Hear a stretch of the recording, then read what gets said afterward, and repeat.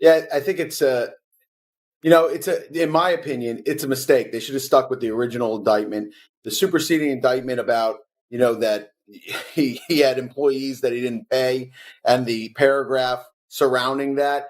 I guess they're going to throw in like an element there for that paragraph. I don't think it was useful. I don't think it was something that was necessary.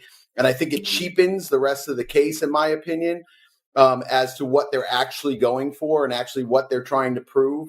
And it's very difficult in these type of cases. And I'm not saying that it's easy on either side, but it's very difficult on these type of cases to have a jury to say, hey, these aren't two consenting adults. These aren't individuals that have been paid for whatever they're doing. This isn't what they're making it out to be as a sex trafficking case. In your mind, when someone says sex trafficking, it's aghast, right? Everyone's like, oh my God, what are the facts from this sex trafficking? What could have been be?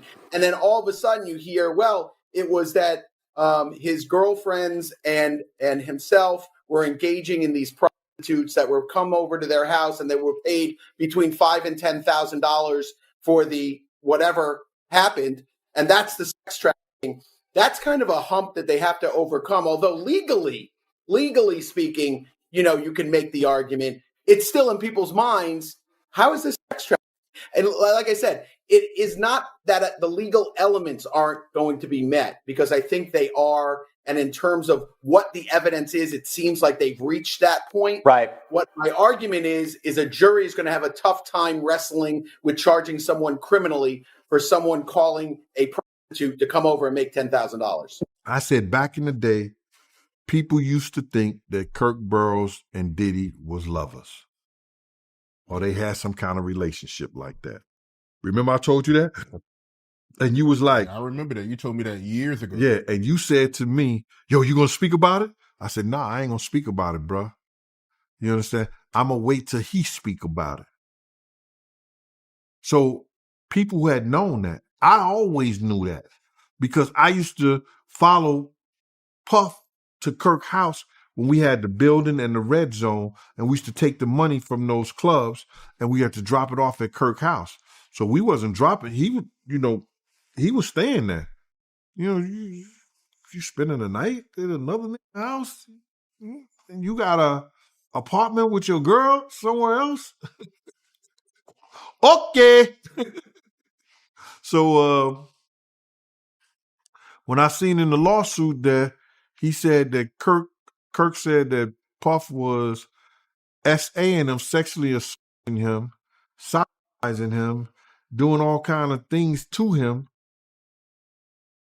I first thought like, but hold up, they was lovers, or they was, but that's his boss. So maybe the boss cannot have sex with people. The CEO can't have people that work for them. A shocking reversal of fortune. The man once crowned the ultimate party king of the elite world is now cracking under the weight of explosive insider revelations. The same celebrities who once praised him may have been unknowingly dancing to strings he controlled from the shadows. We were talking to Tracy. She suspects that there are other people that might be caught up in this, that, there might be more charges laid, and that a lot of people in Diddy's inner circle may actually choose to turn against him and share their own stories about what they may have witnessed. That was the big one for me. Talking to Tracy, she made note again of the video evidence, which is, as you say, pretty shocking to think about. But, was that a striking contrast to you when we're talking about people potentially turning on Combs? Because for so long, over months and years now, we've heard that he has this really close-knit group around him who allegedly would protect him at all costs. Yeah, you even look at, we spoke to Susie Siegel a couple of months ago. She was Combs' assistant for a very short period of time, but described kind of the power and the magnetism, I guess, that he has, and how loyal his supporters are, and the people that worked for him and with him. And so I suppose that when you then look at what Tracy has said, that some of those people may turn on him, some of those people may decide to, speak with federal agents in the case against him. That's a pretty big claim. In a turn that feels ripped straight from a high-stakes docuseries, Sean Diddy Combs, once the architect of legendary parties and defining cultural moments, now faces a reckoning that threatens to dismantle his entire empire. Built on luxury, influence, and non-stop spotlight, that empire is beginning to tremble as disturbing allegations emerge. Claims of misconduct and organized manipulation are pulling respected figures into the open, peeling back layers that could permanently rewrite the legacy of a man once considered untouchable. This whole situation with Diddy and everybody would not have happened if Diddy didn't put Carisha, Young Miami, out on Front Street, going to her shows, letting her talk about their relationship openly on her podcast, giving her a show. All this would have been still going on if Carisha never got the okay to kind of do a lot of stuff that Diddy never did do. What do you take to that? That Carisha might have sparked anger. Yeah, nah, she ain't that relevant. She's exactly what they say. We're getting a DURG mute. She ain't that deep. You don't think this? Everything that she'll testify to, she's guilty of. Wherever this goes, she's gonna be on probation for quite some time. She ain't white. They ain't gonna let her go like they let that white boy go. Do you feel is a woman scorned? Come on now. Y'all know how I feel about that. Yeah, I know. I know. Whatever that woman feels, she's got the right to feel. She earned it the hard way. And it's kind of disgusting that people are still trying to find a way to slut shame her. In order for any of this to have happened, she would have had to admit it, all of the things that she did wrong as well. She's already swallowed that. What about what fucking Umar Johnson has to say in it? That hogwash she did with Art of Dialogue, implying that the 13-year-old, now 37-year-old autistic victim was Black, that a Black father wouldn't stand for that. Like he literally sat up there and put a whole race on a Jane Doe who none of the details or anything about who she was mentioned. And then in fooldom fashion, he tied it all the way to Trump.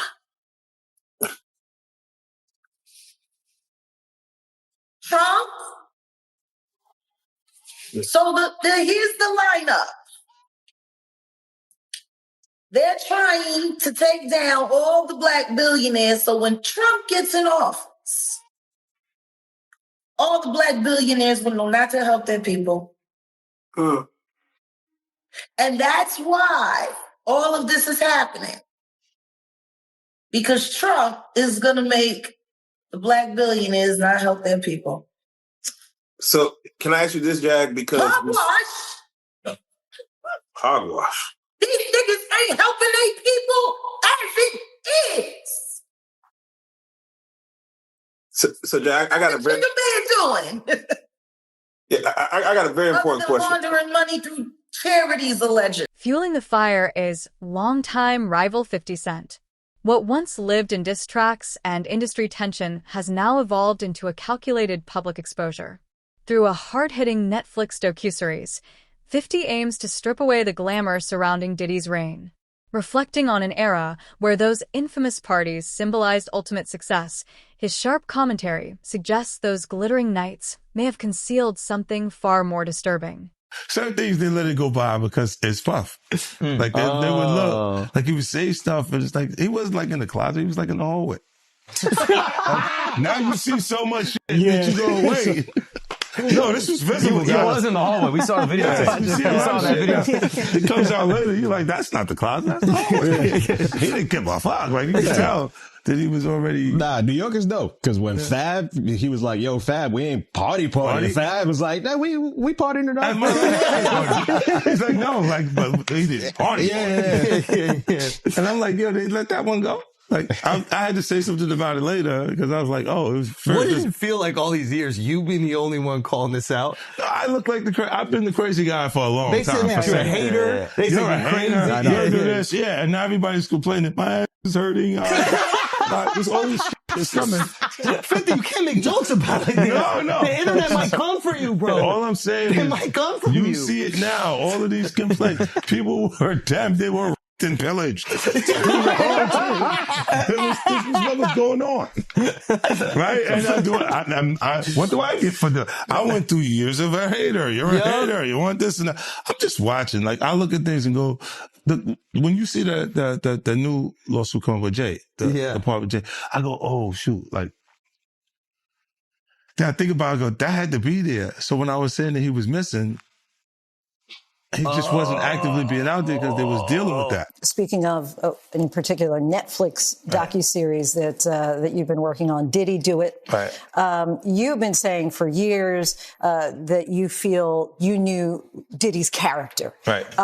Yet you've said you weren't a part of that lifestyle. You weren't going to the parties. So what makes you so absolutely sure that these kinds of allegations that we've seen against him are true?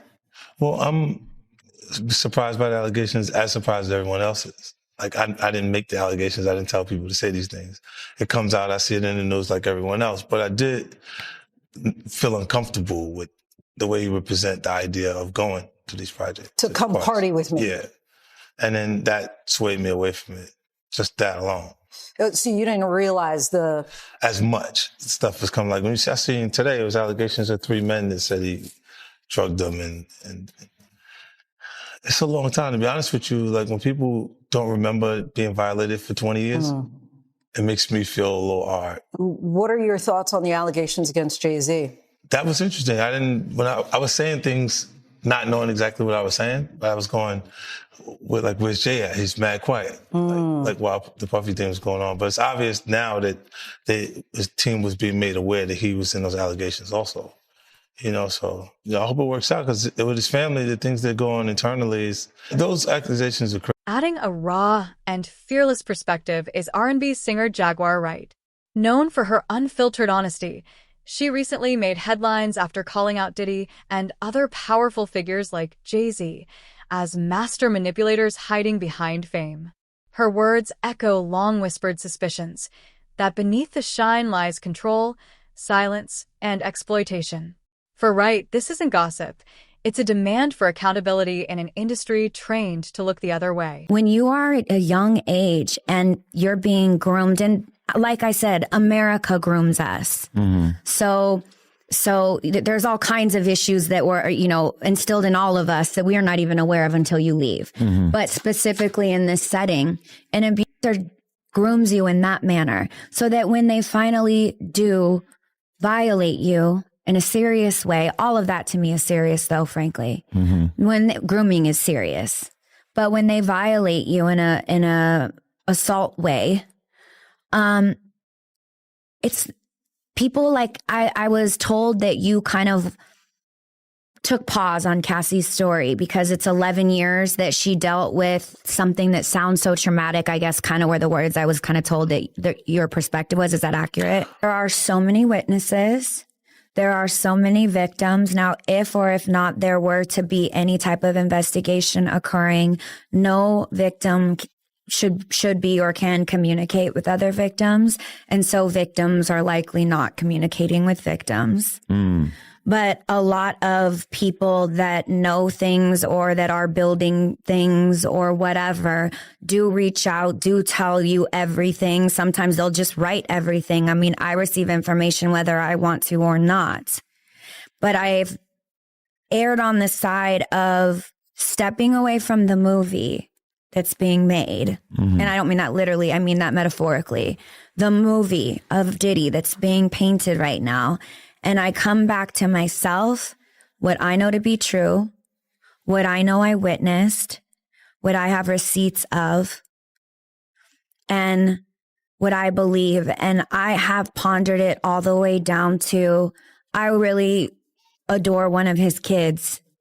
So to me, I have to ask myself, this is a father. Mm-hmm. So you really need to be sure when you speak what you're speaking about and how you're speaking about it, because this is a man that's a father, and I think it takes a certain amount of something to be a good one. I'm not saying he is or isn't, but I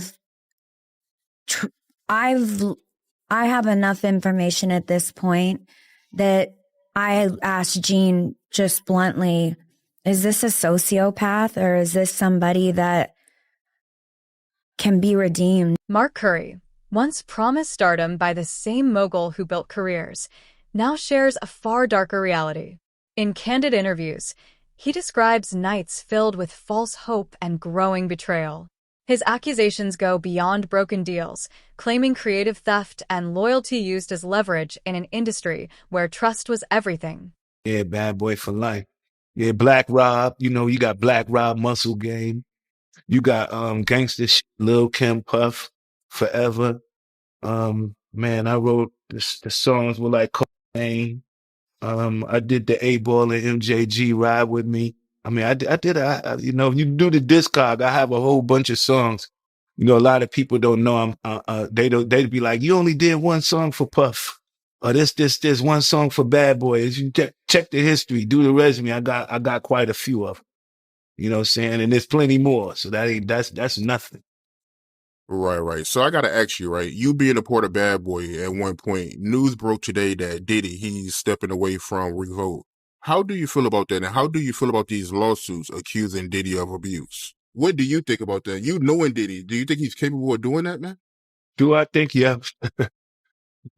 Every man possibly is capable. I think he's very capable of doing it. It's in his character. That's who he is. That's what comes with power. That's what comes with arrogance. That's what comes with, what makes him, power. That's just the selfishness to make you be like that, but with everything that's going on, man, you're looking at, they dropping them left and right. Companies are parting ways with him. All of that's happening right now because he's tarnishing his own image. What I think is just what I call is a character assassination that's going on right now. It might be a female that likes you. She naturally just like you, but he likes her, but she likes you. He's upset about that. He don't like that. The fact that she like you and don't like him, because he done worked hard to get the money, the jewelry, the cars, the house, the pool, the everything else that he think he needs in order to make himself feel like that person, that man. And then you don't have to have none of that. And this female still likes you even more than she likes him. He hates that. So that to me, I call that a man who has a problem with real men. That's crazy, man. So he'll feel a type of way if a female wanted one of his friends and not him. Yeah, he got to be the one, the shiny suit. That's why he put on the shiny suit. It's only one shiny suit. Can't be two shiny suits in the video, man. It's only one shiny. It can't be two kings under one castle. He know those words. Milk knows those words, man. Milk knows those words. Have you and Diddy ever got into it over a female? Yeah, I had this, one time. I want y'all to know this. These stories are strictly for when I was young and I didn't know no better. But now that I'm a grown man, my whole life has changed, man. I'm a different kind of individual. But then there's Aubrey O'Day. Her rise as a standout member of Donity Kane quickly shifted into disillusionment. She describes an environment shaped by control, intimidation, and relentless pressure. Her story exposes a harsh truth. Behind the glamorous spotlight lies a system capable of destroying the very artists it creates. Now, back in January, during his interview with Shannon Sharpe on Club Shay Shay, Cat Williams predicted all lies will be exposed in 2024. And many are pointing to the latest developments on Diddy's indictment as another example of the comedian predicting things that were soon to come. As news of the freak-off parties became public, many online would join in on the jokes, especially after headlines reported the FBI seized over 1,000 bottles of Bill. Over the weekend, Cat would take to his own Instagram story in order to comment on the ongoing news of Diddy's freak-off party. He would repost an AI-edited clip from 1991's New Jack City. However, the clip showcased on Nino Brown's body and would imply that when it comes time for a trial, Diddy will be telling on a few people. Cat's caption for the reposted clip would read, "Diddy about to snitch on everybody." In addition to that, Cat would repost another clip, this time coming from the film Bad Boys 2. The caption, "POV, when you leave a Diddy party." No, I'm not all right, Mike. 3 days of this shit got my nerves all rattled. My ass still hurt. Injecting grim humor and eerie foresight is comedian Cat Williams. In a viral podcast moment, he warned people years ago to stay away from Diddy's parties, predicting a downfall long before the headlines arrived. His words now feel prophetic, reminding the world that even the tallest empires eventually collapse. We're downstairs waiting, and everybody upstairs at the radio station is looking down, egging it on, waiting for something to go down. I didn't get a chance to hit the sidewalk, you know what I'm saying? Before I knew it, out of nowhere, nobody called. It's not even like he knew. It was just like weird, almost like karma. Next thing I know, he's out of the car, and there's a whole bunch of rah-rah going on outside, and I'm still trying to figure out what the hell is going on. And I send Cower and Skell out on the sidewalk, and he comes back in and says, "It's total outside," and they were about to set it on you. Now, Kirk Burroughs was the president of Bad Boy Records, and he even commented on Wendy's impact in this feud between the record labels and the damage that she done. In 2022, Kirk detailed the East Coast-West Coast feud between Bad Boy and Death Row Records, how this was a big part of the 90s and Wendy was involved. Kirk claimed that Diddy's infant son and the boy's mother, Misa Hilton, were paid to take a picture with Diddy's rival, Suge Knight, which I'm finally saying his name right. It's Suge.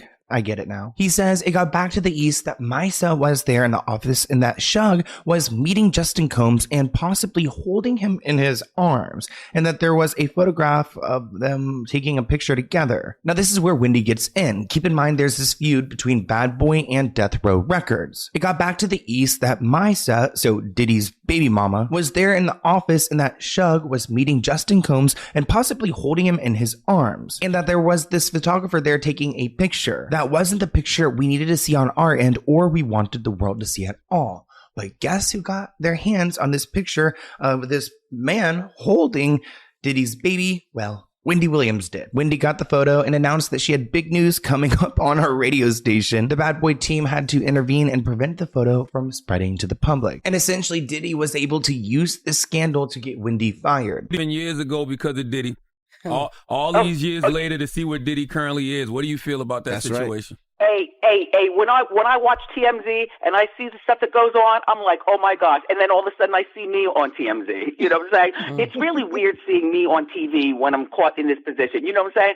The other day I was watching Cookout and there I am in the first opening scene. I was like, oh my God. Season 1, episode 13, there I am on Martin. You know what I'm saying? And as far as Diddy will go to prison for life, people. You don't know things that I knew about Diddy back in the day. And you want to know what? It's about time, people. It is about time. Diddy done. She still got it. Diddy done. Doo-da day. How you doing? See, she still got it. Wendy. Oh my God. The queen has spoken. There. Veteran talk show host Wendy Williams has also remained an outspoken critic. Known for challenging the powerful, her long-standing grievances paint a brutal picture of betrayal and exploitation within celebrity culture. With unmatched bluntness, she cuts through decades of polished narratives, proving that even those once drawn into Diddy's orbit can eventually speak their truth. Honestly, Jesse, I feel like Diddy's appearance was probably the biggest story that happened inside that hearing. There was kind of an astonishing whoa when he walked inside that courtroom because he appeared noticeably grayer. I would even kind of equate it a little bit to Santa Claus, but he just appeared grayer. His hair was a lot whiter. Now, remember, the last time I was inside one of Diddy's hearings, that was back in December. We're in March, so that's just a 3-month time span of just that intense grayness. So either him being at MDC Brooklyn for this amount of time is weighing on him. This federal case is weighing on him. Maybe even his fall from grace entirely is probably weighing on him, but he just looked visibly different. I will say, though, last time he appeared thinner. This time it seems like he did kind of pack on a little bit of pounds, and I don't say that in a disrespectful way at all, but he did seem to kind of put his weight back up from the last time that I saw him. But it really was just kind of a stark difference. Now, he was graying a little bit in the last hearing. That is no doubt. So it wasn't too big of a jump. But again, a lot of us who were sitting in the gallery, a lot of the reporters were just kind of like, whoa, because of just how astonishingly grayer he appeared during that time. Now, as far as who was inside that courtroom, it was, as far as his family goes, a lot smaller of a group than we've seen before. We've seen times where all of his kids, maybe with the exception of his now 2-year-old daughter, being inside that courtroom, putting up a united front. But again, this was kind of a smaller group this time. It was only Diddy's daughter, Jessie Combs, and it was Diddy's son, Christian Combs, also known as King, as well as Diddy's mother, Janice Combs. So, of course, when Diddy comes into the courtroom, that's the first thing he's looking out for, is that he's going to be looking out for his family. He's going to be waving to them. And like you had mentioned, Jesse, a key piece of evidence, and that's what the government was trying to argue there, that it is critical to their case to have this video admitted. Now, I will preface it and say this. The judge made no type of ruling on it, but he did kind of make a big suggestion. So before I get into that, let me just say the defense argues, and they kind of outlined this in their letter, that they believe that the video is deceptive. They have a forensic examiner who says that they put the video into editing software, and that CNN put the video into editing software, but that the times were changed, the sequence was changed, they covered up the timestamp. But let's face it, Jesse, we all saw that video. Whether or not CNN did allegedly speed up this video, or whether or not that they kind of framed different pieces and different sequences, it never takes your eyes kind of away from the fact, or that we saw with our own eyes, Diddy gruesomely beating up Cassie Ventura. It was terrible. It was really shocking. And, we say it's shocking a lot, but I mean, I just remember watching that video because it did play on a loop on CNN that day, and it was just terrible to watch. As legal pressure intensifies and Diddy's trial looms in May 2025, the stakes are higher than ever. Courtroom revelations, digital evidence, and a growing list of witnesses threaten to expose a calculated abuse of power, where fame itself became a tool of control. But beyond the courtroom, a larger reckoning is unfolding, driven by voices that were once silenced and are now impossible to ignore.